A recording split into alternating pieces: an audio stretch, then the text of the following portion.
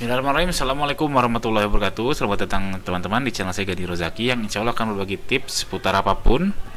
Di video ini saya ngasih tahu tips gimana caranya bikin CV untuk melamar kerja. Nah, disclaimer dulu, saya bukan dari HR perusahaan besar, cuman saya punya perusahaan UMKM yang sudah mengalami ribuan email masuk, ratusan CV yang masuk, dan gak semua saya baca, gak mungkin semua saya baca, banyak yang saya skip, banyak yang oh ini kayaknya bagus. Nah, itu akan saya bagi tipsnya ke teman-teman. Kita mulai dengan CV dulu. Ini panjang sekali ya, untuk perekrutan itu panjang sekali, dan untuk saat ini hanyalah bahas soal tips membuat CV. Jadi subscribe dulu channel ini, jika teman-teman nanti butuh bisa lihat lagi video-video saya yang lain. Oke, langsung aja tips membuat CV. Yang pertama, sekarang zaman sudah makin cepat ya, orang makin sempit waktunya. Saya pun makin malas gitu membaca banyak CV, apalagi kalau perusahaan BUMN atau perusahaan besar, pasti nggak mungkin dibaca satu-satu. Jadi yang pertama tipsnya adalah satu halaman. Yes, sekali lagi satu halaman.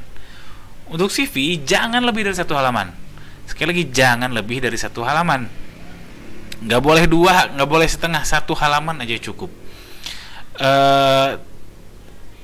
Gini, kenapa sih harus satu halaman? Karena HR perusahaan-perusahaan besar itu sudah banyak ribuan sekali menerima CV. Kalau CV Anda panjang, berarti semakin menghabiskan waktu si recruiter, semakin menghabiskan waktu si HR. Jadi ya makin kecil peluang Anda dibaca CV-nya, makin kecil Anda diterima di perusahaan tersebut. Jadi maksimal satu halaman. Yang jadi pertanyaan, gimana caranya bikin CV satu halaman? Nah, ya sebenarnya simpel sih teman-teman. Coba berpikir jadi orang yang mau rekrut teman-teman, dan informasi apa sih yang mereka pengen tahu. Sekarang kalau misalkan teman-teman lulusan S1, apa penting nampilin pendidikan SD, apa penting nampilin pendidikan SMP, apa penting menampilkan pendidikan SMA. Pendidikan S1 tentu penting, itulah yang paling penting, cukup itu aja. SD itu nggak usah. Itu saya belum pernah melihat pendidikan SD sebagai faktor untuk keterima atau tidaknya, atau memanggil atau tidaknya seseorang calon pegawai. Oke, itu salah satu contohnya soal pendidikan. Contoh lainnya, nulis alamat lengkap.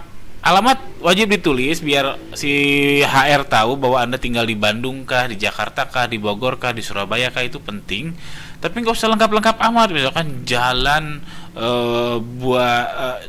Buaya Bunting nomor 5 RT 13 RW 10 dan seterusnya. Buat apa? Karena rekruter nggak akan ngirim barang ke Anda, kecuali nanti kalau sudah wawancara, itu lain soal. Tapi kalau ngirim CV, nggak mungkin rekruter atau perusahaan ngirim sesuatu ke tempat Anda. Nggak penting juga tahu alamat lengkap. Jadi fokus ke hal yang penting dan wajib mencantumkan kekuatan-kekuatan Anda. Jadi saya ulangi dulu ya, jauhi yang nggak penting. Itu contoh tadi SD, SMP itu nggak perlu, atau alamat lengkap ini juga nggak perlu. Nah, fokus ke yang penting-penting aja.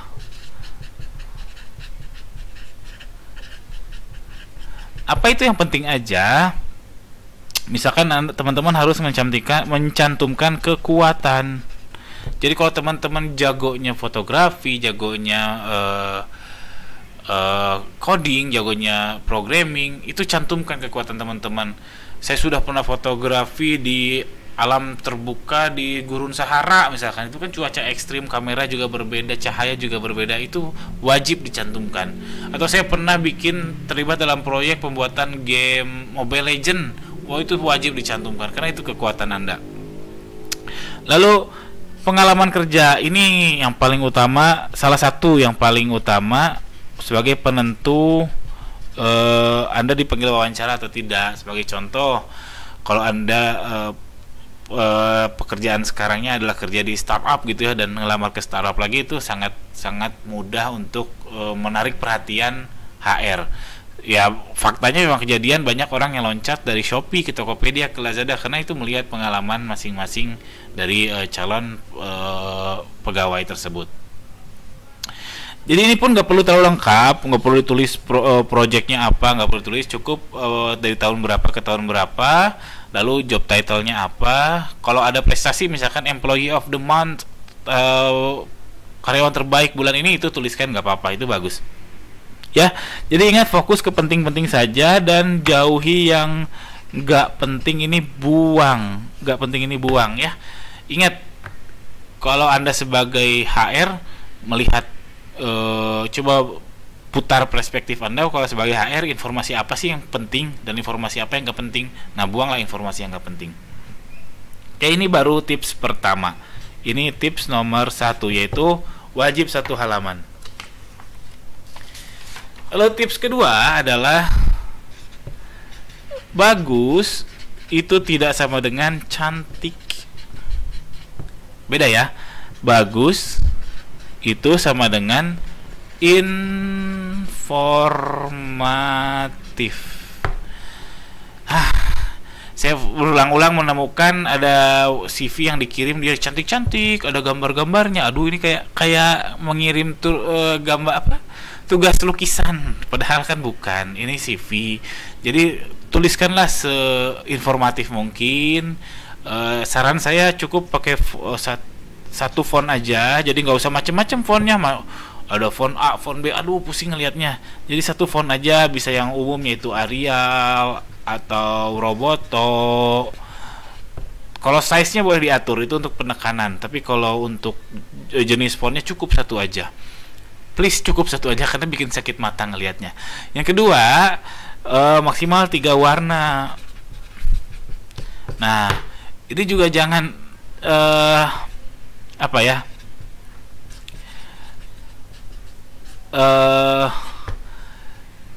sekali lagi jangan menganggap CV Anda adalah lukisan. Jadi cukup hitam dan putih, itu jelas lah ya, karena itu warna kertasnya. Plus 1 warna aja cukup, misalkan biru yang menampilkan warna Anda, misalkan pink kalau perempuan, atau ungu atau abu-abu, itu cukup. Nggak usah ada pelangi, nggak usah ada warna hijau, warna merah, macam-macam, itu jadinya sakit mata karena itu nggak terlalu penting. Yang penting itu penekanan di font, yaitu di ukuran fontnya, atau di bold, atau di underline, atau di italicnya si font CV teman-teman. Lalu juga nggak perlu ada hiasan-hiasan. Sering saya menemukan beberapa menemukan ada tepinya seperti ini. Aduh, ini nggak penting sebetulnya, karena dengan terlihat artistiknya CV Anda belum tentu Anda diterima. Bahkan saya rasa pelukis pun ngirim CV nggak usah kayak gini, mungkin lebih simpel lagi. Atau dia cuma kirim lukisan aja, nggak perlu kirim CV detail. Jadi ini hindari yang seperti ini. Dan bagus kalau bisa pakai tabel ya. Itu tabel sangat membantu rekruter untuk membaca CV Anda lebih cepat, lebih jelas.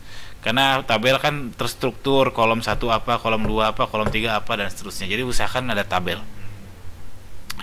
Lalu saran saya soal bagus itu bagaimana adalah foto. Oh ya betul, foto. Foto harus yang bagus ya, jangan foto ngasal pakai HP. Boleh pakai HP tapi yang bagus, ya jangan yang blur, kalau bisa senyum. Minimal pas foto, jangan foto ngasal. Bagus lagi kalau pakai foto profesional atau temen yang fotoin dan fotonya keren, itu penting. Karena saya juga jadi jadi ilfeel gitu kalau ketemu CV yang fotonya ngasal, blur, lightingnya jelek, nggak banget deh pokoknya. Itu foto penting. Saya ulang, bagus bukan sama dengan cantik, bagus itu informatif. Jadi usahakan fontnya cukup 1 aja biar mudah dibaca. Lalu warnanya nggak usah banyak-banyak, cukup 3 warna. Lalu usahakan ada tabel yang sejelas mungkin supaya HR recruiter bisa lebih mudah membacanya. Tips selanjutnya, ini tips agak nyentil sedikit ya, yaitu jangan bohong. Aduh, ini saya sedih sekali, sering menemukan orang ngirim CV-nya ciamik banget, dia jago Excel, bisa PHP MyAdmin, bisa MySQL, dia bisa WordPress, bisa Blogger. Tapi ketika datang coba saya mau tuliskan rumus replace di MySQL, dia bengong. Ya Allah, coba Excelnya pakai VLOOKUP misalkan, atau pakai rumus lain yang lumayan agak advance sedikit, dia bengong. Ya Allah ya Ilahi Robbi. Please teman-teman, jangan bohong di CV Anda, karena itu satu, bohong itu dosa. Kedua, ketika Anda datang Anda berhasil diwawancara dan ternyata Anda bohong, itu totally no, tetot, itu udah nggak ada peluang buat Anda. Lebih baik tulis saja apa adanya.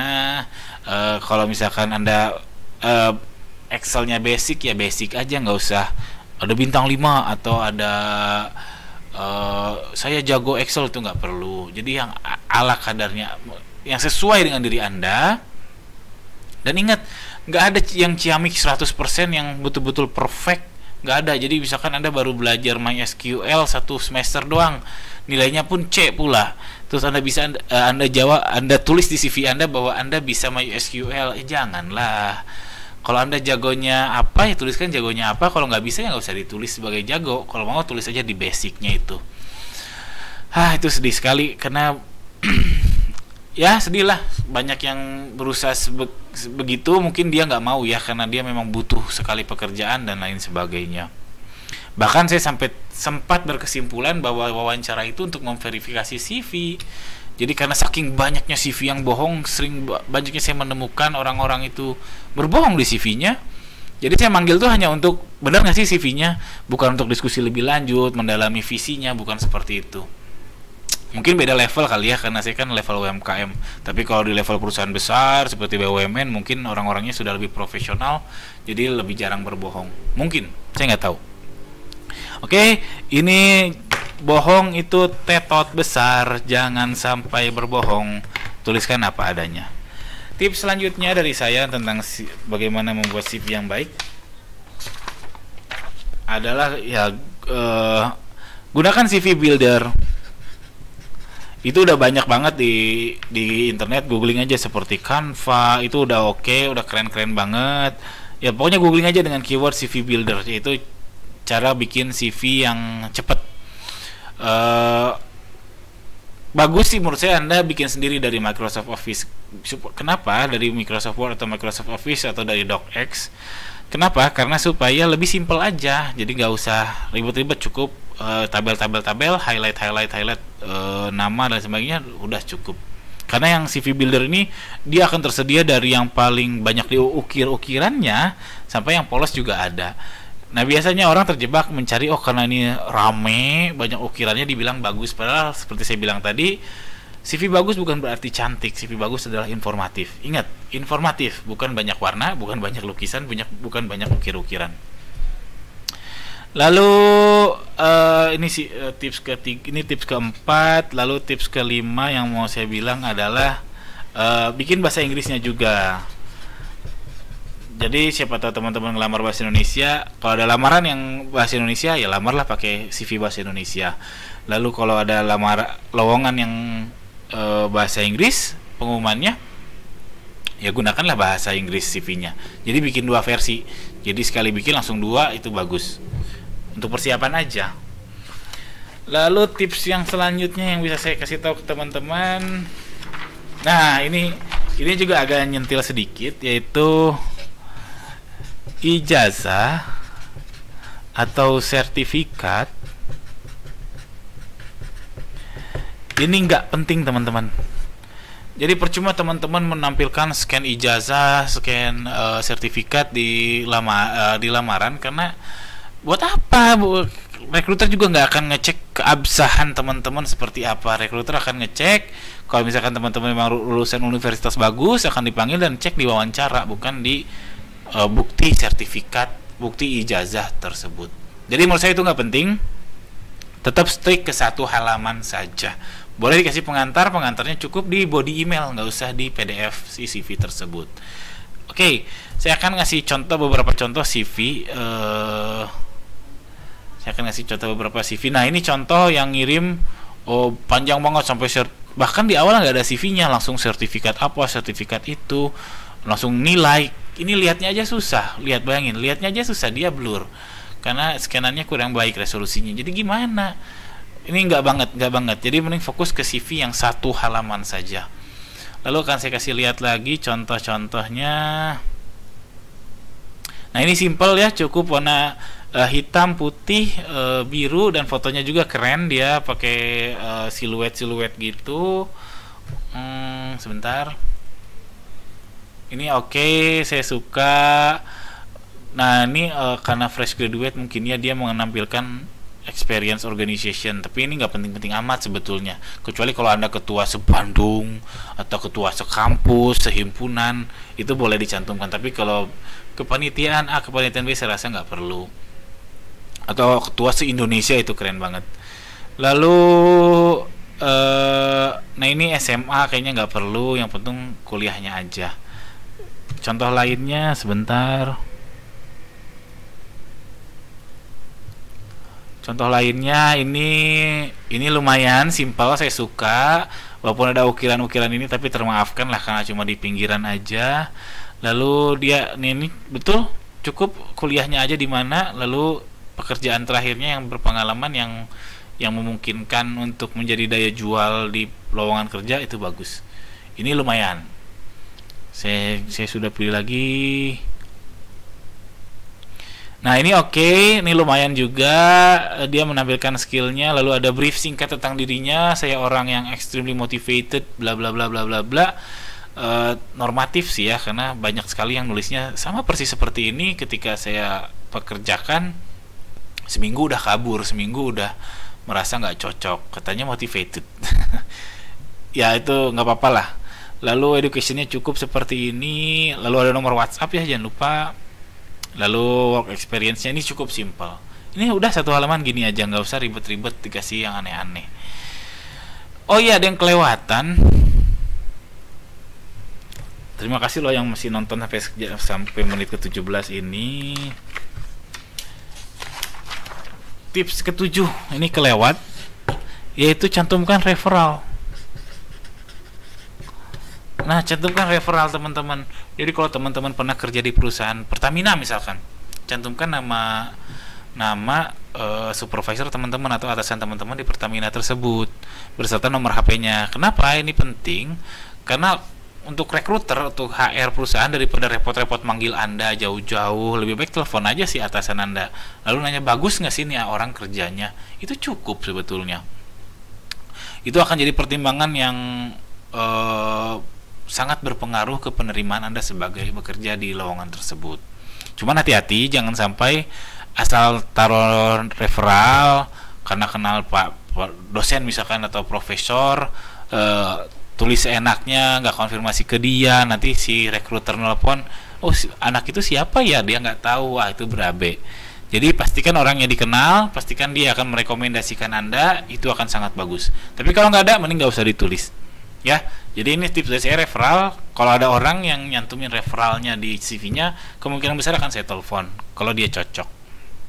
Akan saya telepon si supervisornya yang dulu, atau atasannya yang dulu, atau rekan kerja yang dulu tersebut. Akan saya tanya, gimana sih orang ini kerjanya? Kalau misalkan orang ini kerja lagi dengan Anda, apakah Anda mau? Kalau jawabannya mau, oh berarti ya bagus.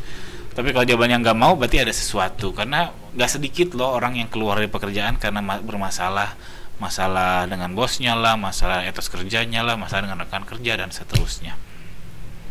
Oke, sekian aja, mudah-mudahan ini jelas. Terima kasih banyak yang sudah nonton full 20 menit video singkat ini. Mudah-mudahan teman-teman terbantu dan teman-teman segera dapat lowongan pekerjaan. Tetap semangat. Jika ada pertanyaan, tuliskan di kolom komentar di bawah. Jika Anda suka, tolong subscribe channel ini dan like komen ini. Sekian. Assalamualaikum warahmatullahi wabarakatuh. Semangat!